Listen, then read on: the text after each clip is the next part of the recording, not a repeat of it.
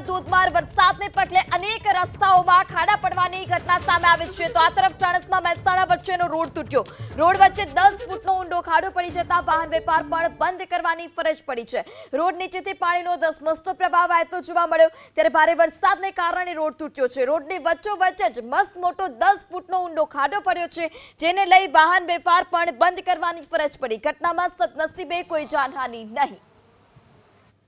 ચાણસ્માને જોડતો આ national highway છે અને આ નેશનલ હાઈવે ક્યાંક ને ક્યાંક વરસાદના કારણે તૂટો છે હું દ્રશ્યો બતાવી કે કઈ રીતે તેમાં ગાબડા પડે છે આપ દ્રશ્યોમાં પણ જોશો કઈ રીતે પાણી જેમ જેમ આગળ વધે છે તેમ તેમ આ જ રીતે ગાબડા પડે છે દ્રશ્યોમાં પણ જોશો કઈ રીતે હાલ મસ્ત મોટો ગાબડો પડે છે આ જ રીતે નેશનલ હાઈવે તૂટતા ગાબડા પડી રહ્યા છે લગાતાર વરસાદ વર્ષો છે ત્યારબાદ પાણીનો પ્રવાહ પણ ક્યાંક ને ક્યાંક વધ્યો છે અને પાણીનો પ્રવાહ વધતા નેશનલ હાઈવે તૂટ્યો છે દ્રશ્યોમાં પણ જોઈ શકો સામે લાંબી કતારોમાં વાહનો તમામ જે ઉભ્યા છે જે રીતે મહેસાણાથી ચાણસ્માને જોડતો આ નેશનલ હાઈવે છે જેનું કામ પણ હાલ આ એજન્સી દ્વારા કરવામાં આવે છે પરંતુ ક્યાંક ને ક્યાંક હાઈવે તૂટતા તેની ગુણવત્તા ઉપર પણ સવાલ ઊભા થયા છે ચોમાસામાં વરસાદની શરૂઆત થઈ અને ત્યારબાદ આ પરિસ્થિતિ ઊભી થઈ છે જે રીતે પાણીનો પ્રવાહ પણ આવી રહ્યો છે તેના પર હું દ્રશ્ય બતાવું કે કઈ રીતે અહીંયા પાણીનો પ્રવાહ આવે છે ને આ હાઈવે તૂટી ગયો છે હાઈવે તૂટતા હજારો વાહનો અટવાયા છે બીજી તરફ કારણ કે જે રીતે મુખ્ય રસ્તો છે નેશનલ હાઈવે છે અને નેશનલ હાઈવે ને લઈને અહીંયા મોટી સંખ્યાની અંદર વાહનો પસાર થતા હોય છે તેવામાં આ હાઈવે તૂટતા ક્યાંક ને ક્યાંક હજારો વાહનો અટવાયા છે અને તેમને અન્ય રસ્તા ઉપર ડાયવર્ટ કરવામાં આવે છે હારૂન નાગોરી એબીપી અસ્મિતા મહેસાણા તો એબીપી અસ્મિતાના અહેવાલ બાદ મહેસાણામાં પ્રશાસન એક્શનમાં ચાણસ્મા તાલુકાના મામલતદાર પહોંચ્યા ઘટના સ્થળે ફરી હાઈવે ચાલુ કરાવવાની કામગીરી શરૂ કરાઈ મુખ્ય હાઈવે તૂટવા પાછળનું કારણ એજન્સીની બેદરકારી હોવાનું પણ સામે આવ્યું છે તો ચાણસ્માના મામલતદાર ઘટના સ્થળ પર પહોંચ્યા છે એબીપી અસ્મિતાના અહેવાલ બાદ હવે મહેસાણામાં પ્રશાસન એક્શનમાં જોવા મળ્યું ફરી હાઈવે ચાલુ કરવાની કામગીરી શરૂ કરાઈ મહેસાણાથી ચાણસ્માને જોડતો નેશનલ હાઈવે ઉપર કામ ચાલી રહ્યું હતું ત્યારે અચાનક જે સાઈડનો રસ્તો બનાવ્યો હતો તે તૂટી ગયો છે કહી શકાય કે નેશનલ હાઈવે તૂટ્યો છે જેના કારણે વાહન વ્યવહાર ખોરવાયો છે વરસાદનું પાણી ઉપરવાસના કારણે વધુ આવ્યું જેના કારણે અહીંયા પાણીના પ્રવાહ સાથે હાઈવે તૂટ્યો છે જોકે હાઈવે